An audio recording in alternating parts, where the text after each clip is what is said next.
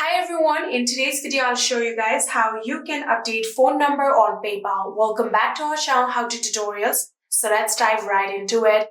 So firstly, open the PayPal application. So after opening your PayPal application, tap on your profile right here. And after doing that, here tap on personal info.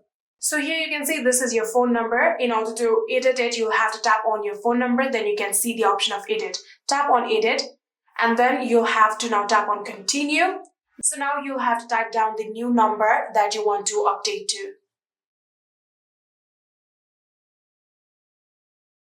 So after typing down your phone number, tap on add, then a confirmation code might appear in order to confirm your phone number. Simply do that according to the process and you will successfully be able to update your phone number on PayPal.